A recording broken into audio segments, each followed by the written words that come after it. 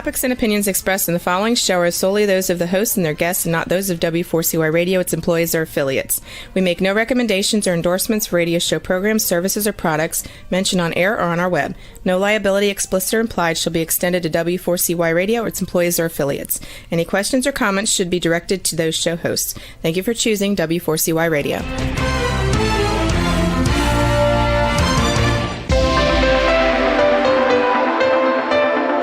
Churchill said, "Those who fail to learn from history are condemned to repeat it." Kevin Hallinan believes that certainly applies to business. Welcome to Winning Business Radio, here at W4CY Radio. That's W4CY.com. And now, your host, Kevin Hallinan.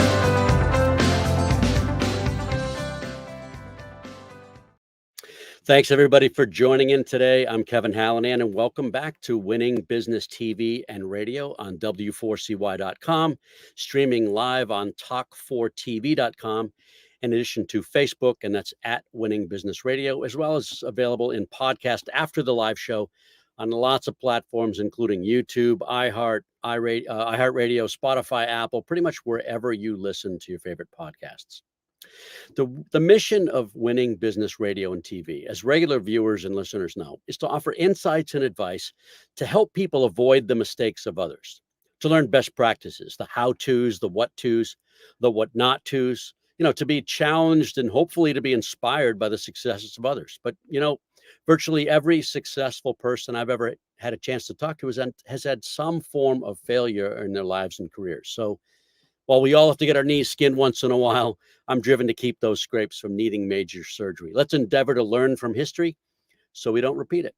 Today, my guest is Tom Hostage, founder and president of Bespoke History, Bespoke Reunion Publishing, and partner of Hostage Brothers Printing. Here's his bio. As one of 10 children, Tom Hostage first wrote a book about his own large and lively family as a gift to his parents and their descendants. That book became the foundation for his second business, Bespoke History. After graduating with a BS in communications from Cornell, '89, Tom spent 6 years in corporate media sales prior to founding Hostage Brothers Printing, a Massachusetts-based commercial printing and design firm, in 1995. Tom founded Bespoke History in 2006 after writing and producing his first privately commissioned family history. He and his core team have produced over 30 Bespoke History books since their founding. As a member of the he is a member of the Association of Personal Historians and affiliated with the Association of Professional Genealogists. That's kind of a mouthful. Bespoke has worked with captains of finance and industry, including 2 NFL families, producing privately commissioned books to capture family and institutional legacies. Bespoke History produces privately commissioned memoirs and comprehensive family, corporate, and institutional histories. Bespoke History's goal is to help families and organizations preserve and celebrate their history and memories for the enrichment and enjoyment of future generations. Additionally, he refined the genre of college reunion books after founding Bespoke Reunion Publishing in 2011, working with top universities including Holy Cross, Fordham, Lehigh, and Providence College for more than a decade. He's a resident of Northborough, Massachusetts, and a native of Bethesda, Maryland. Tom, welcome to Winning Business Radio. Thanks for being here. Good to be here. I know you're busy. I appreciate you taking the time. So tell people who may not be familiar with Bethesda, tell us a little about the city and what it was like to grow up there. So Bethesda, Maryland is right in the hub of Washington, D.C. metro area. Mm-hmm. It happens to be where the Marriott Corporation was located. And my dad was a Marriott executive growing up. I'm like I said, the 8th of his 10 kids. And we were all raised in Bethesda. Anybody in Bethesda knows one of the hostages, most likely. But right in the heart of, I grew up right around the DC monuments, going into Washington, DC on a regular basis for any reason. I'm very spoiled in that regard. We left Bethesda when I was about 11 years old and relocated up to Boston. And I spent my formative years up in Boston. And that's where I've made my business ever since. But so what were to grow up? That's awesome. That's awesome. What were your early interests during that time period? Well, I was a sports guy. I was an athlete, played football and lacrosse growing up. When I got into college, I got hurt playing football. And my dad told me, when I told my dad, Pop, I don't think I'm going to, this is my last injury. Nobody's going to pay me to play football when I get out of here. And he said, well, you better get a job then while I was at school. So I went to the local radio station, in fact, and got some experience. And that's how I ended up in sports marketing and media sales when I got out of college. When I gravitated towards the only way to make money at the college radio station was to sell advertising. Yeah. So I wasn't interested in being on the air. I went and sold advertising, made a little money, and figured out how to do that for a living for the first 5-6 years of my professional life. Mm-hmm. And it was at that point, I have 5 brothers. There's 4 of us that could be called Irish twins. We're born right in a row. And basically, they were all working in the printing business up in Boston. And I was doing very well in media sales, but I really very close with my family. And there was an opportunity to take over another printing business. And my younger brother was graduating right behind me at Cornell. So I decided to pick it up and move up to Boston. This is after I spent 5 years in New York after college, which I didn't clarify. Went up to Boston, took over a dying little printing company, and kind of turned it around with my brother. Both of us having learned the business through working with our older brothers in vacations and summers and things like that. Yeah, I was going to ask. And I ran that business starting in 1995 with my younger brother, and we grew one business, sold it, got a bigger shop, had more employees, grew that. And my story is very similar to a lot of stories I now write, which is 2008 came along, and the printing industry changed dramatically. It was, it had impacts on every industry, but in the printing industry, obviously, people were going right to their budgets to figure out where they could trim down and slice down. And also, you have to remember, we're into the digital age where so many of the things that we used to produce, print products we used to produce, are now PDF files and whatnot. So on a number of levels, that industry changed to a degree that I looked at my brother. And to put a pin in that, by 2008, I had written my first book as a side gig, just as something I was interested in doing. I wrote the history of our family, the hostage family, which I had to figure out how. It's going to be a long book with 10 kids. Yeah, well, and I traced our ancestry back to the 1400s in England. Wow. And literally produced a very comprehensive family history. The white whale was trying to figure out how we got the name hostage, but I wasn't able to necessarily answer that question. But I produced a really comprehensive book that detailed our family history. And in the process of doing that, I learned a lot and I really enjoyed it. So when 2008 came along to the printing industry, my brother came to me and said, listen, we got to stop taking paychecks for about 6 months so we can pay off these notes. Because at the bank, we had a lot of big equipment that we had leases on.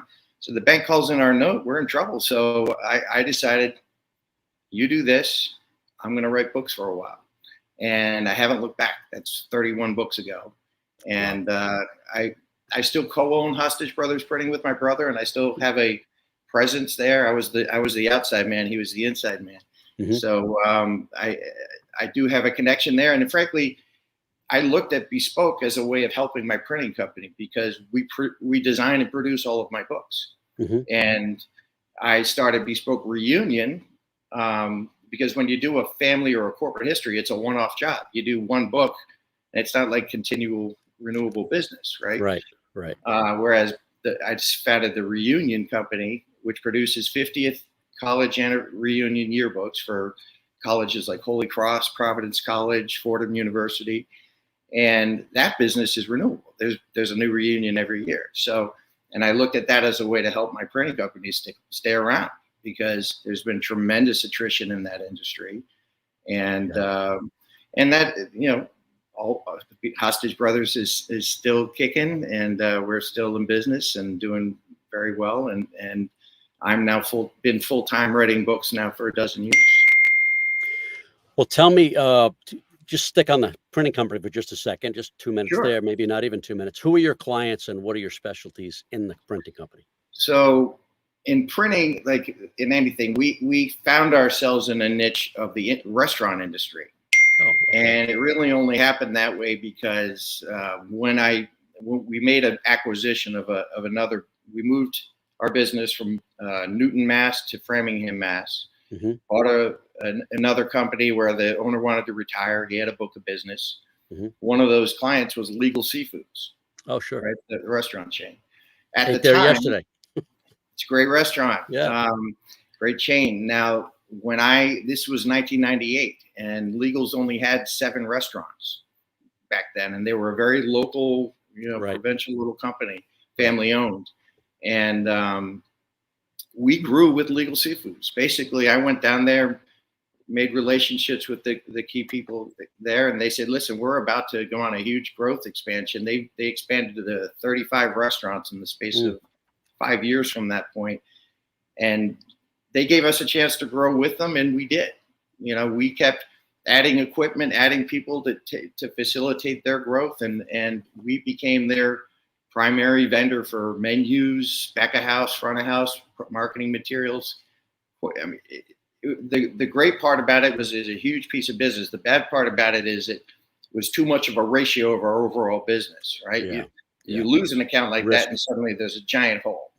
Right. Fortunately, we never lost Legal Seafood, so that's the good thing. Until COVID came along, and then COVID changed everything in the restaurant industry. Yeah. But for Hostage Brothers Printing, we developed a niche.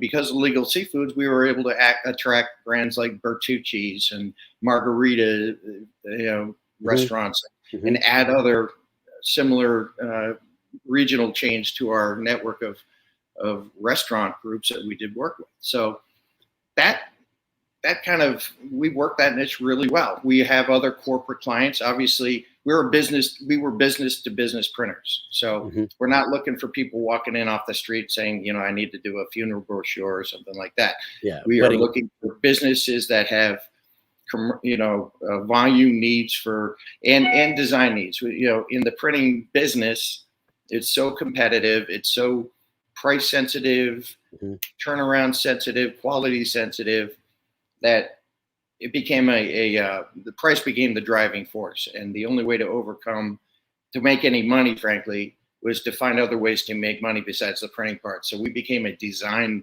company that happens to print, right? How big's the team? So, we had 12 people at our peak. That has shrunk a bit with digital printing. We don't run presses anymore, right? So I don't need pressmen, and I don't need a lot of the other people that I need. So we're doing similar numbers with 6 people that we used to do with 12. Oh, yeah. So it's not a huge company. It was a regional business. We did well with it, and quite honestly, I went into that business to be self-employed. I didn't go into that business because I dreamed of being a printer. Right. Right. And the mental exercise of taking this business and figuring how to make a living at it was stimulating for about 5-6 years. And then it's a tough business. It's a real grind of a business, as I just expressed, price sensitive, quality sensitive, turnaround sensitive, you name it, it's sensitive. And so for a lot of reasons, we decided that we need to evolve a bit. We became a graphic design company that happens to print, and printing became a lot less of the ratio of what we do. And when you control a client's design and branding, you're designing all of their materials, you're designing their signage. It's just easier to do work with the guy that's designing it than go to another vendor to go get it produced. So it was a way to embed with our clients, in essence. Excellent. So that was, and I always say, I tell my daughter, who's 22, and I'm trying to advise her on a career now as she's out of college. Yeah. I say to her, listen, I never wanted to run a printing company, but I wanted to be self-employed. And frankly, I never really dreamed about writing books for a living either. Right. But by running a printing company, I decided to write my first book because I had the infrastructure to produce beautiful printed products. I have designers. I have all the print infrastructure. I happen to have a degree in history and communication from Cornell that I wasn't putting to much use. So I was like, why don't I actually stretch my legs a little bit? And I really conceptualized a family history book product that really was just a gift to my family, right? But the reaction that book got from people really put an idea in my head to put a shingle out and see if somebody would pay me to do that for them, right? All right, hold that thought right there. We're going to come right back to that thought. We're going to take our first commercial break. We'll be back in about 1 minute with Tom Hostage, founder and president of Bespoke History, Bespoke Reunion Publishing, and partner of Hostage Brothers Printing. We'll be right back. You're listening to Winning Business Radio with Kevin Hallinan on W4CY Radio. That's W4CY.com. Don't go away. More helpful information is coming right up, right here on Winning Business Radio. Have you ever dreamt of being on the radio? Well, now is your chance. Be a radio show guest on the #1 ranked internet radio station and promote you and your business for free. Yes, you heard it, free. Business advertising right here on W4CY.com. Call 561-506-4031 now to get booked on one of our shows. That's 561-506-4031. Get your free advertising now. And now back to Winning Business Radio with Kevin Hallinan, presenting exciting topics and expert guests with one goal in mind: to help you succeed in business. Here once again is Kevin Hallinan.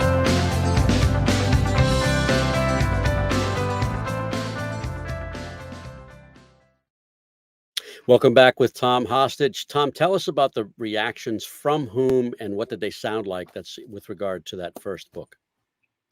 Yeah, so obviously the family, anybody's family history is interesting to that family. Mm-hmm. I found that there were a lot of people outside of our family that were interested in the historical components of what we do. I mean, our family lived through a lot of history in both American and even over in England.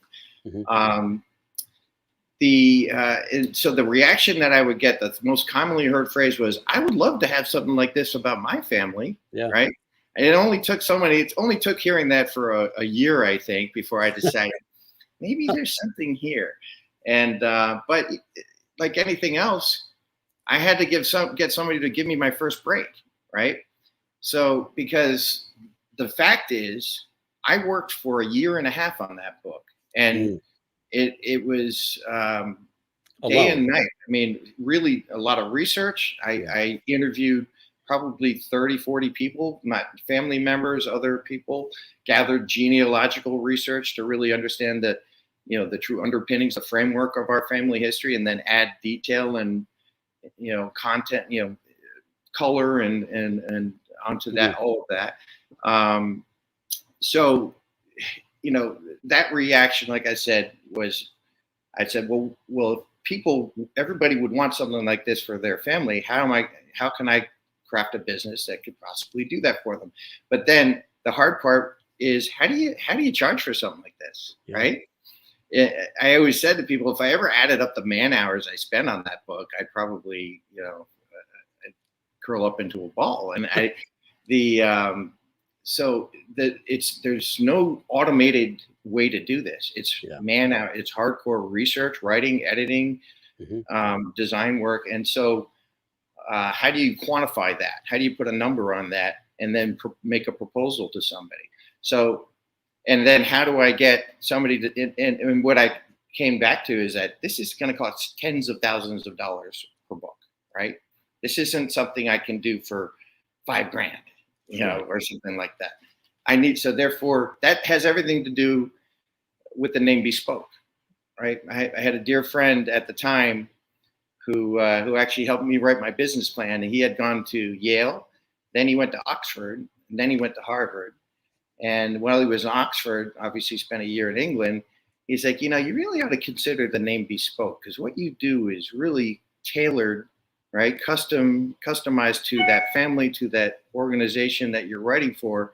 And it's a word that the people who can afford your product will understand instantly. So let me pause you on that, because I'm smiling because we just came back, my wife and I, from 2 Oh weeks yeah, that's right. You were in just in saying. England, and I learned the word bespoke, and it's, something you do for someone specifically. And we were in Oxford. It's an amazing city. But go ahead. Go ahead.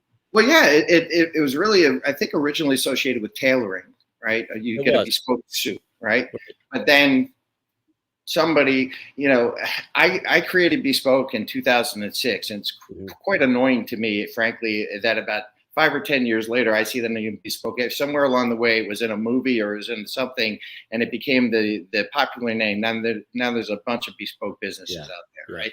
But the idea was to brand it was in a way that it targeted a specific. And at the time, I started Bespoke to write family histories, Mhm. right? And you've I done a lot more. We'll get into that, but you've done right. companies. I looked at the Hancock There you go. Right. Yeah. in Maine. Yeah.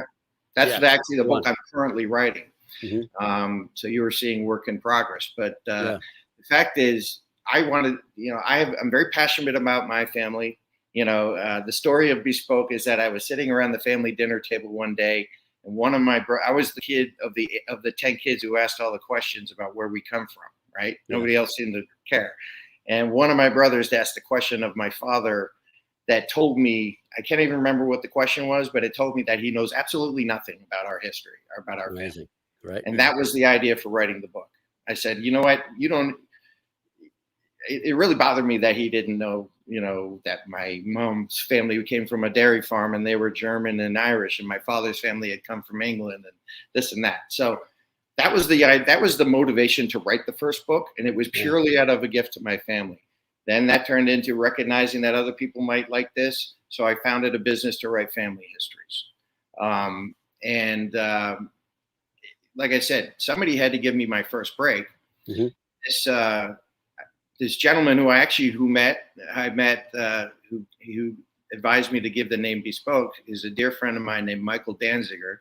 He passed away a few years ago. Michael had founded a foundation in Boston called Stepping Stone Foundation, and it helps inner city kids who are good students in low performing schools get into some of the top prep schools in the Wow. New England region, and Mhm. get a leg up in their life. And just a fantastic human being. And so Mike said, well, Michael's the one who said, he suggested Bespoke, and then he said, I'd like you to be your first customer.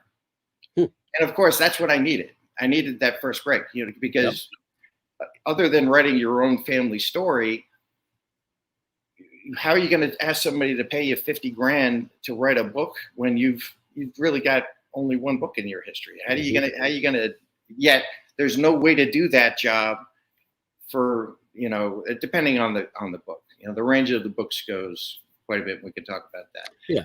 You've also learned to scale, right? Oh, of course. Yes. Yeah. So, but at the time, all I knew how to do was this incredibly comprehensive history. And that's all I was thinking this business would be. And I learned over time that there's a number of books.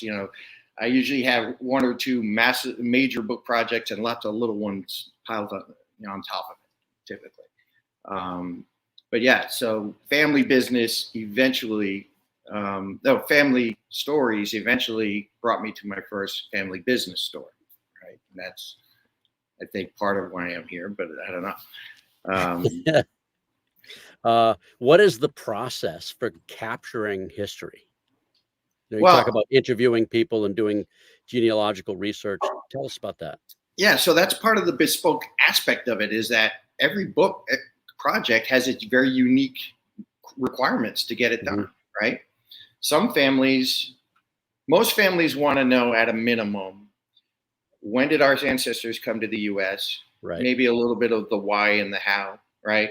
And then mostly tracking that family, however many generations since they came to the US, right? And being in New England, I've met a lot of families that go quite a ways back, right? Yeah. So that was sort of the initial thrust. And so therefore, genealogy is sort of like when you're building a house, you build a foundation. Well, genealogy is your foundation when you're doing a family history.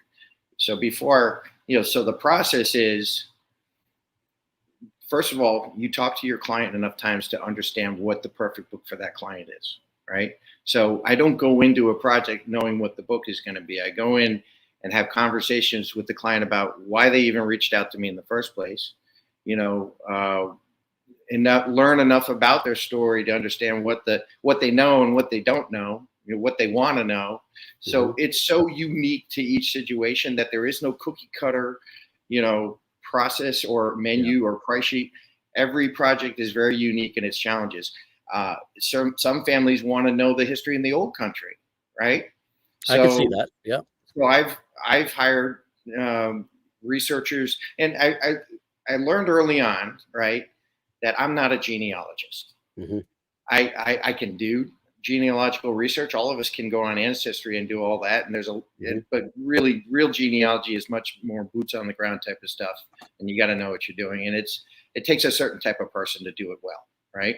And I realized I'm not that guy. So, so that's why I joined the Association of Genealogists, so that I could tap into a network of researchers who are all more than happy to, there's not a lot of guys knocking on their door to hire them to do stuff. So it's fairly easy to hire people. And I look for researchers who have an expertise in the very specific, whether it's a geographical region or a type of business, whatever, it is. I hire researchers, both genealogical and other types of researchers, to help me gather the content I need to turn and assimilated into a story, right? So the process, like I said, first things first is to spend enough time with your client to understand, to turn around and be able to show them a book plan for exactly the book that they would want, right? And only when we agree on what that is, do I then start making a plan to create that book, right? I learned Are you able to set a budget early, or is that over time? Yeah, so I learned the hard way, right? Yeah. So on my first few books, my strategy was get them to commit as much money as I could possibly get them to commit. That was the strategy. And, feel them out enough and know enough about them and feel them out to know what range would work for them, because, and depending on the book, in most cases, I was pitching books that were, 2-year type projects, right?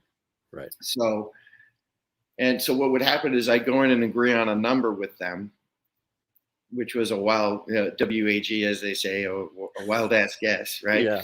But, based on how much time I thought this and that would take, it was purely learning by experience. So what I learned is you have no idea what you're getting into until you start working on it and get deeper into the story. So if you try to say somebody, I'll do this book, I'll tell the story of 5 generations of your family for $60,000, and it'll have this, it'll cover all these things, and it'll have whatever, genealogical research on your whatever is called for in the book outline. I would commit to a number up front and then just go work on the book and end up probably over delivering by many times, right? And I learned that I need to change my strategy for how I'm going to pitch these projects if I'm going to make it not a bleeding experience for me. So I learned to go in and sign phase 1 agreements, right? So phase 1 allows me, it relative to the total cost of the project, phase 1 is probably 10 to 15%, right? Whatever I think the total project's number is going to be, this is probably 10, 15%. So if I get them to commit to a phase 1 number, it's typically in the 10 to 15 to 20 grand range, maybe less on a smaller book. That allows, and for phase 1, we agree what we're going to do in phase 1. In phase 1, I'm going to interview this many people. They may give me a list of people they want to interview. I may put together that list, whatever it is. We agree on a number of interviews, interview subjects, people to be interviewed. Right. We agree on parameters of research that we're going to do, right? Very specific, like you want to know what where your family came from in the old country, and you want to know details, or you want the story to start here in the U.S. from the point they came, whatever that is. We define what those parameters of research are. So phase 1 covers interviews, research, and the third item is image sourcing, right? Our books are very visual. A lot of pictures, a lot of I liken it to the Ken Burns approach to family history books, where it's lots of pictures and cool memorabilia, letters and documents and stuff that brings the story to life, right? I always said that with my 9 siblings, I was like, I got some siblings that are voracious readers, and I got a couple that move their lips when they read. So how do I write the book that this sibling can appreciate all the content and information there, and this sibling might be tricked into reading it by all the pictures and interesting visual component that next thing he knows, he's been reading this book, right? So, so again, phase 1 is interviews, research, image sourcing. And so image sourcing really means we're going to come, you're going to give us access, the family, in a case of a family, they're going to give us access to old pictures, albums, basements, attics, where boxes of old, stuff, whatever it is. You find yourself up in an attic once in a while. Oh, hell yeah. Absolutely. Yeah. And we, a lot of times I'll have to show up with a laptop and scanner and scan on site. Oh, wow. Or I'll send somebody to do that if it's going to be, days worth of scanning. But where possible, we get clients to let us bring boxes and crates of material back to our facility, scan everything and catalog and organize it, so that at the end of phase 1, I've recorded a number of interviews. I have transcripts from those interviews. I've done whatever research we agreed that we would do as part of phase 1. And I've gathered hundreds of images that would potentially be used eventually in the layout of the book someday. Cool. And at the end of all that, I have a much better, the image sourcing aside from the interviews and research, I have a much better understanding of the story that's to be told here, and how hard it is going to be to do that, because some stories are easier than others, right? I did an Icelandic family. That was hard. Their whole naming patterns are very different. Obviously, I don't speak the language. I had to hire translators and hire a researcher in Iceland to gather material, translate it, and send it to me. So some projects are harder than others, and there's degrees of difficulties, right? And sometimes it's obvious, and sometimes you don't know until you've done your research and interviews to know, like, oh, wait, this is a way more complicated story than we were throwing around at the lunch the other day. This is growing and expanding. And so that conversation can be had within phase 1. And at the end of phase 1, the deliverable from phase 1 is a book plan, right? Yes, it's also the archive of images we've gathered. And it's the research, the interview transcripts we've gathered, but that's all just raw materials, right? Right. That we're going to use to cook the meal. So, so at the end of phase 1, I'm much better informed to tell them to put forward a phase 2 proposal. Phase 2 is the writing, editing, and design of the book, right? At the end of phase 2, you have a digital file for a book that's ready to go to press, right? Phase 3 is print production. Hold that thought between phase 2 and phase 3. We got to take one more commercial. That'll take us to the end of the show. We'll be right back with Tom Hostage in about 1 minute.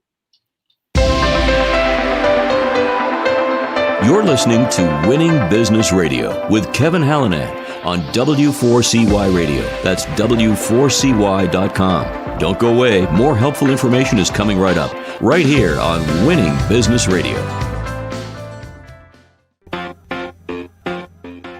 Hey, this is Elliot Lewis of Hall & Oates, and you're listening to W4CY Radio.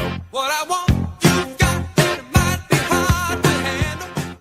The YP.com website is your local search engine. If you're looking for a good restaurant, it can help you find the right one nearby with ratings and reviews. Or if your car breaks down, you can use the YP app to find the closest repair shop. Or maybe you're just looking for something to do on a Friday night. Well, it has great local coupons for all sorts of things in your area. No matter what, when, or where, if you're looking for something, YP Local Search can help you find it. So go to YP.com or download the app to search local, find local, and save local.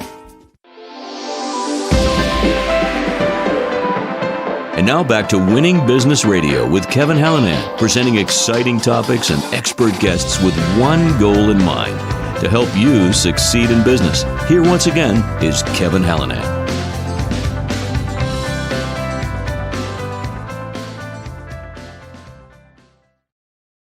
We're back with Tom Hostage, founder and president of Bespoke History and Bespoke Reunion Publishing.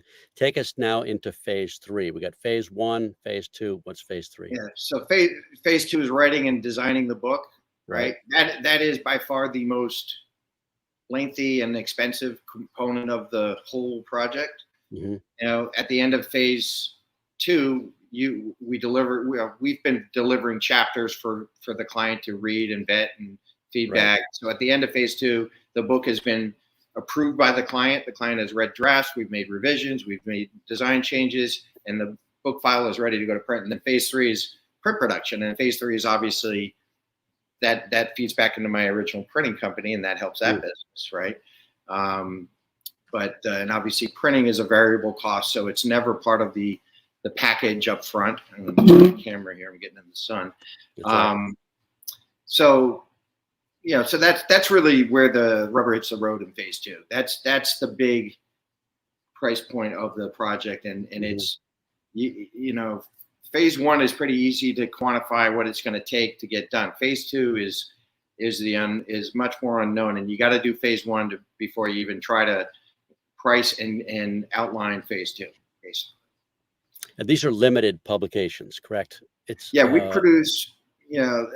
As I think I put in the name, we privately commissioned histories, right? Mm-hmm. Now, having said that, I've had a couple clients. I've done memoirs for individuals. Oh, interesting.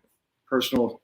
A lot of the clients, a couple CEOs along the way have wanted me to write their personal story, or help them write their personal story. I've actually been the ghostwriter writing in first person voice for this person, right? Wow.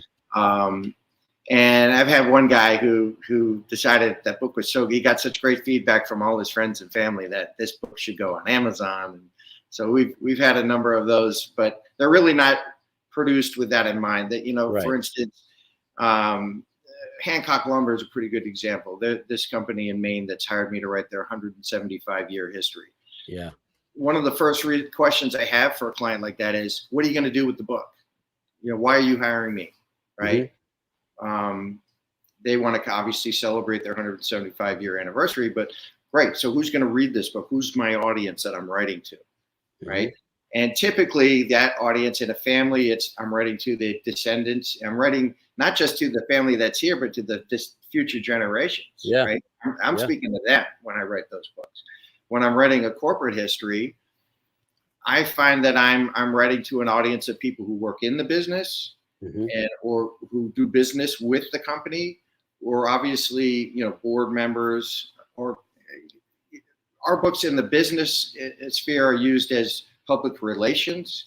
They're used to establish, obviously the story of the company and the culture. I would say corporate culture is the biggest reason companies hire me to write their history. They want to mm-hmm. capture the essence of who they are. It's like, just get out of the sun here. Just like just as I said to my brother, you don't even know who we are, as a family, if you don't know where we come from. Right. Right. Same thing with a business. If you have a great corporate culture that's been in place for 4 or 5 generations of a family business, how do you sustain that? How do you keep the same value system and culture that you've worked so hard to create? And these books really drill down on establishing what that corporate culture is, what that value system is, and how it can be, sustained into future generations of the company.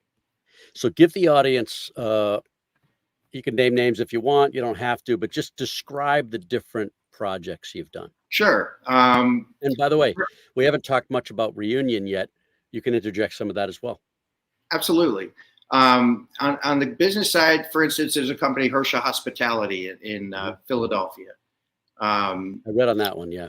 That was interesting. Yeah. And so, that's an immigrant story. That's an American, dream story, right? Mm-hmm. Hence the title, we call it an American story because that family is so proud of having come over here in the 60s with nothing and built their business from one little, dingy motel in the Harrisburg, on the outskirts of Harrisburg, into a hotel empire of hundreds of high-end, 4 and 5-star hotels, right? Wow. So that's an example of a company that hired me both from the family perspective, they wanted, this is the second generation that hired me, but the third generation was maybe 10 and in their teens, and they wanted that generation to really appreciate where they come from. Wow. And how we didn't just arrive here at this level, right? We got here by a lot of toil and hard work and sacrifice, and that's the story that they want to bring forward. The line, to celebrate, but also to inform future generations, right? It's not just to capture the story, to glorify the story. It's so you learn something from it. The next guy is going to learn something. Either he's about him or herself. By knowing your ancestors, you get to know yourself. By knowing what they, the different characteristics of them and what they went through, it helps with you understanding yourself and understanding how your company was built and put together, and what went into that story helps workers and people in the company and people in its atmosphere understand, who they are and why they do business there. So other examples, in terms of, I've done a lot of real estate executives, it seems, in the last couple of years. All of whom have a story about 2008. Right? A lot of boom and bust stories in the real estate industry. And even the Hersha story had an element of that, because that company changed entirely in 2008. They were positioned well to take advantage of the down pricing in the market. Acquisition. Right? They were under leveraged. Right. And so they did acquisitions and they built their business. Wow. They came out of that better than before. So, so businesses, obviously I tend to write for multi-generational family businesses. KM was another example, and that's a local company for those KM in New England. Foods, and that's KM Chelsea, Foods? Massachusetts, which is KM Hot Dogs. I don't know if you're in New York. So no, I'm in Boston. Oh, you're a Boston guy. Okay. Yeah. So you know the brand. And hot dogs, I learned in doing that book, are very provincial. Like in Maine, they eat a certain brand of hot dogs. In this part of Connecticut, they eat a certain brand of hot dogs, and they're very loyal to their brands, right? Yeah. KM, actually, one of their growth strategy was to acquire those brands, but keep their branding, and so they were producing those brands, but with, keeping the branding, because the community, the geography was so loyal to that branding. Keep the recipe? Well, as I learned, the recipe for hot dogs isn't that much different. Is that right? Very little difference, in fact. Yeah. That's funny. Yeah. So all manner of companies, but in the case of KM, that's a company that was celebrating its Polish heritage. Mm-hmm. There's a huge Polish community in that Chelsea area that generations of families have worked in that business. Sure. Right. So again, why, when I talk to the guys at KM, like, why are you hiring me? What is the point? And for them, they literally wanted to capture and preserve their history in this city of Chelsea, and to make clear that, they reinvested a lot. They could have moved that business a lot of places. Mm-hmm. Chelsea's, a pretty tough part of the city, right? It is. So, but they stayed loyal to that area, and they hopefully will be part of a resurgence in that area. But the point is, they were driving home their roots in the community, and not only just the business, but all the people all around who generations of those families have worked in the business. So, well, we're running against the clock. Yeah. Tell us a couple of examples on the reunion side, the college university side. So I started with Holy Cross which is right in Worcester, right in my backyard. Right. And I had gone to my college reunion, and a buddy of mine had gone to his, and he went to Harvard, of course. And so Harvard has their little red book that they do for all their classes every year. And they don't have Andy Bernard, though. Right. There you go. So I said, nice product, lousy execution, right? Yeah. The Harvard Red Book is an annual a reunion book that is put out for that reunion class. It's a very dry, no pictures, a lot of cookie cutter. It's like a dictionary, right? Yeah. So I said, let's take that and do something much more compelling with it. So we have a full color version that has, people's pictures and pages. People get to upload their stories and pictures to their class. It's like an old-fashioned version of a Facebook page, right? But for a generation, 50th reunion classes are average about 72 years old, right? And so this book, I sell it to the college as, listen, it's a way to do something really great for your alumni at a significant anniversary. Frankly, and it's also a period of time when they're getting into their estate planning and donating money to the institution. So it doesn't hurt to have a reminder that's sitting on their coffee table for the next 5 years of their ties to that is brilliant. So I pitch it to the alumni office as, you're doing something great for reunion. I pitch it to the advancement office as, it's a Trojan horse. I hate to call it that, but it is very much a Trojan horse. Kind of is. Giving you intelligence on the people who are most likely to give you money from that institution. So it's a coffee table. See if this reference. It's a coffee table book in the shape of a coffee table. It's a hard, yeah, right. Let me tell you, I really resisted calling it a coffee table book because of that Seinfeld episode. But when I started to realize that it was instant recognition, in anything, you want people to figure out what it is you're selling as quickly, as easily as possible. Bespoke history doesn't really tell you that automatically, but everybody knows what a coffee table book apparently is, thanks to Jerry Seinfeld. So it's there for a long time. It's consumable. This is what I see anyway. It's consumable. It's, what's the word? It has longevity. I use the word embedding. You're embedding your school's brand and your school's nostalgic connection to in the home, and it's designed to stick around. It's not a pamphlet. It's not a soft cover thing that's going to look dog-eared in a year. Hold that up one more time.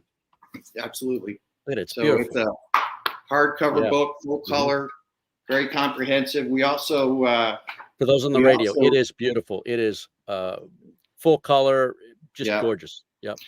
We also interview. So we do something that's different. There's other companies that do reunion books. We took a bespoke history angle at it. We interview 20, 30 guys from that class, and we write this really comprehensive retrospective of what it was like to be at Holy Cross from 1966 to 1970, and using their voices from the interviews to tell the stories. And we gather pictures from the archives and from the old yearbooks and present this 24-page article called Flashback. That is the other component of their book besides all of their pages.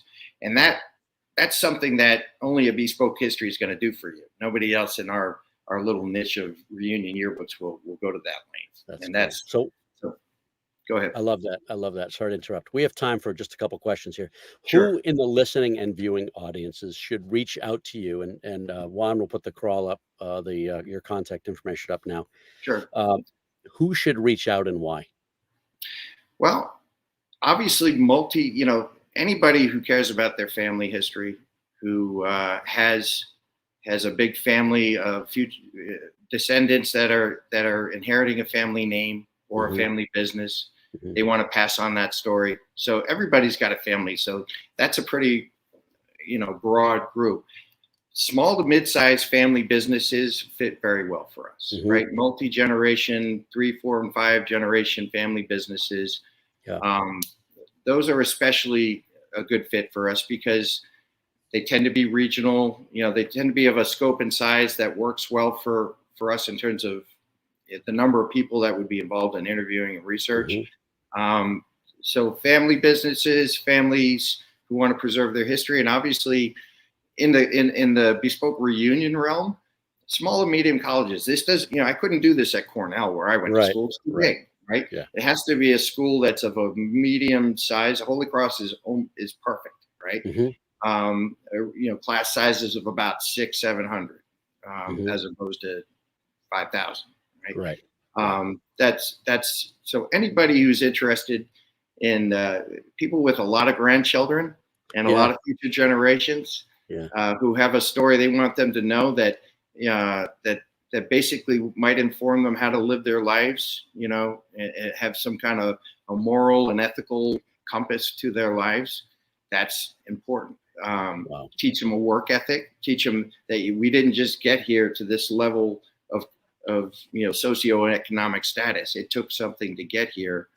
And it gives them a more of a respect for what they have, right? It's an awesome way to pass that on. That's what I see. Absolutely. Well, for those that are on the radio, share your listening on the radio, share your phone number and email address. It's bespokehistory.com. So BESPOKE history.com, and the phone is 508-254-5442. Perfect. This has been fun for me. It's kind of a different type of business than we've focused on in the past. And that's why I jumped at the opportunity. And so thank you for being here. I really appreciate you taking the time. Yeah, you're happy. I'm happy to provide it. And thanks to everybody for watching and listening. This is a show about business. Sometimes business challenges. If you've got concerns about the growth of your company, feel free to reach out to me. You can find me on Facebook or LinkedIn at Winning Business Radio, or drop me a note. One of my many email addresses is kevin@winningbusinessradio.com. Our company is Winning Incorporated. We're part of Sandler Training. We develop sales teams into high achievers and sales leaders into true coaches and mentors. Listen, we're not right for everybody, but hey, maybe we should have a conversation. Thank you, as always, to producer and engineer Juan for another job well done. Thank you, Juan. Be sure to join us next week. That's Monday, October 9th. One of my guests will be Rosa Sophia, managing editor of Mobile Electronics Magazine. She does a lot of other things too, but that's the context in which that interview will take place. Until then, thanks for being here. This is Kevin Hallinan. You've been listening to Winning Business Radio with your host, Kevin Hallinan. If you missed any part of this episode, the podcast is available on Talk4 Podcasting and iHeartRadio. For more information and questions, go to winningbusinessradio.com or check us out on social media. Tune in again next week and every Monday at 4 p.m. Eastern Time to listen live to Winning Business Radio on W4CY Radio, W4CY.com. Until then, let's succeed where others have failed and win in business with Kevin Hallinan and Winning Business Radio.